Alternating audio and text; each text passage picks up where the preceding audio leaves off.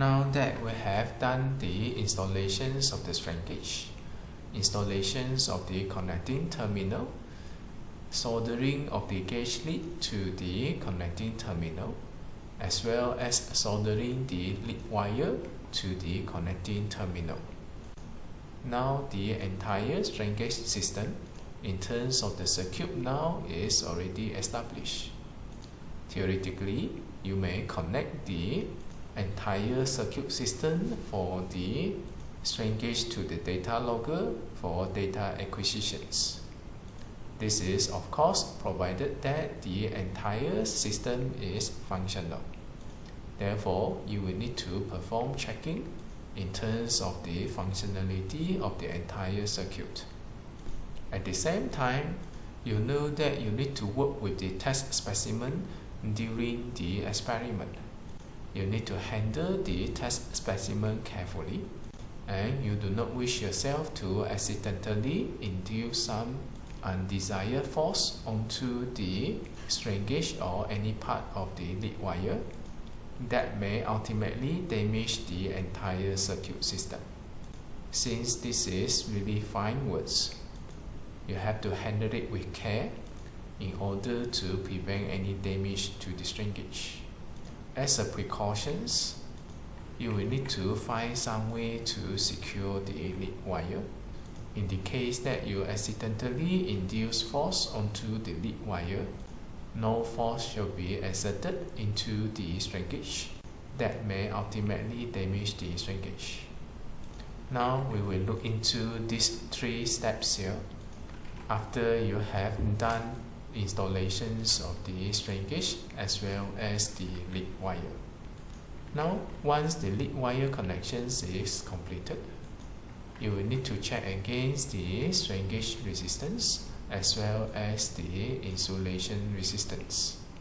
We talked about the process in our previous videos. Connect a tester or digital resistance meter to the strain gauge. Now both terminals here will be connected to the lead wire instead of to the gauge lead here. You want to test the conditions of the entire circuit of the strain gauge. Now if the lead wire is properly connected to the strain gauge, the resistance as acquired from the tester here shall be equals to the resistance of the strain gauge. Next, you will need to measure the insulation resistance using the tester as well. Again, the terminal here is to be connected to the lead wire instead of connected to the gauge lead here. You are testing the entire circuit, including the lead wire, against the test specimen. If everything okay, you may proceed. You will need to check the finishing of the soldering. Do not leave any protruding lead wire. It means that this part will need to be removed. Make sure the soldering connection here is done in the neat and tidy manner. Ensure sufficient solder is applied, and also ensure that all flux deposits are removed. Check that there are no problems in terms of the connections. After you've done all the checking, if everything is okay, you may secure the lead wire to the test specimen and then number the strain gauge for reference purposes. This is how you intend to secure the wire as well as how you number the strain gauge. Now you will need to ensure that the lead wire are not subjected to undue load before or during experiment. Those undesired load can make the connection here to be detached, which can jeopardize the entire strain gauge circuit system.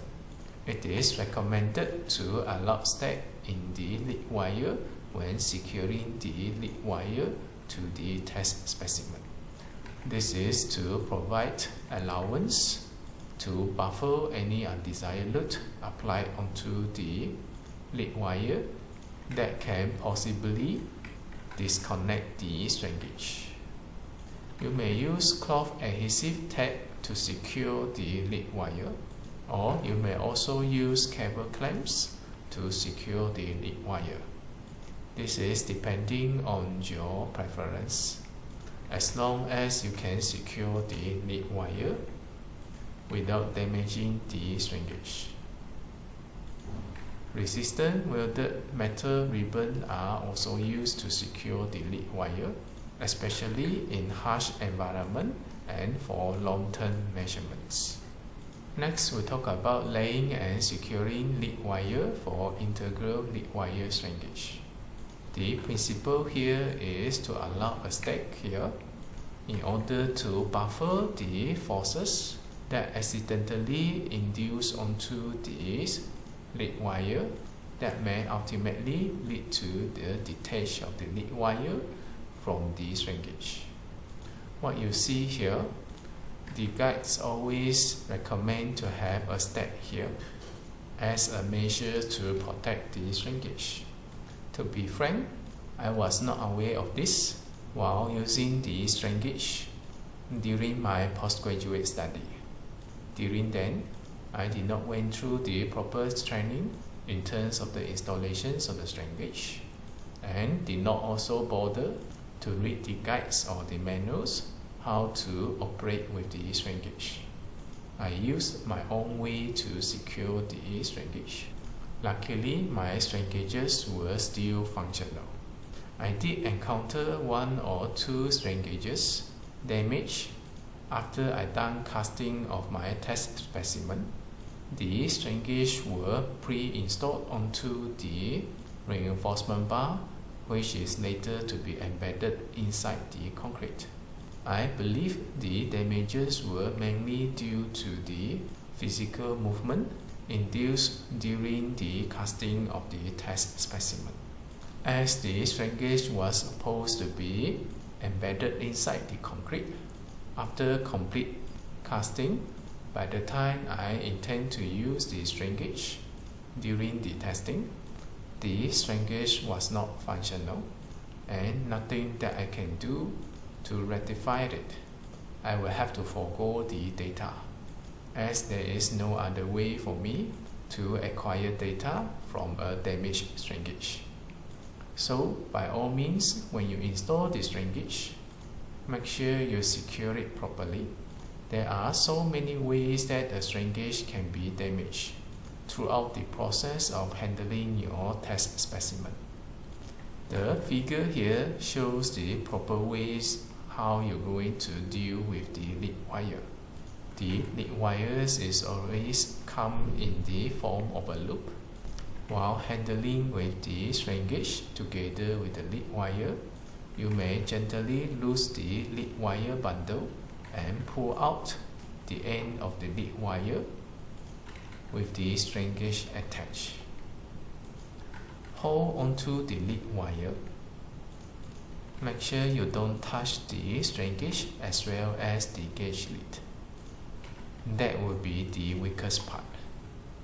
Again, while preparing for this module, I realized that the way I handle the lead wire and strain gauge all the while during my postgraduate study was wrong, especially when you deal with the strain gauge, which can easily be damaged.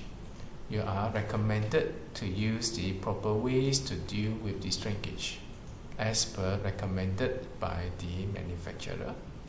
This brings to the importance of going through this module to know exactly how you're going to deal with the strain gauge in the safest way without damaging your strain gauge. Next, it will be numbering the lead wire. You may write the predetermined gauge number on a lead close to the end of the lead wire.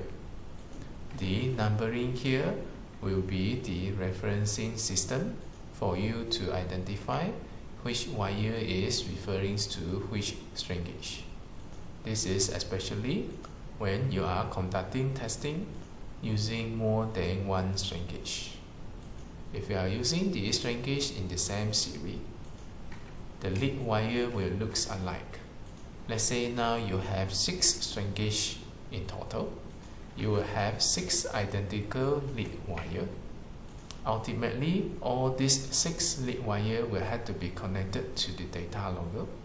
Now you may have problem to identify which lead wire is referring to which strain gauge. Under some circumstances, for example, when the strain gauge is embedded inside the concrete, it is difficult for you to tell which lead wire is referring to which strain gauge after you have done the casting of the concrete. Now the numbering here, it will be very important for you to trace the strain gauge. You have to make sure the number will always be attached to the lead wire. It cannot be accidentally removed, or the numbers written onto the paper here cannot be easily erased. Once the lead wires are numbered, group them by gauge installations locations, gauge type, group, and etc.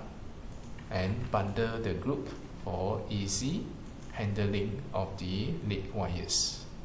After you've done all this, you will need to do an intermediate check.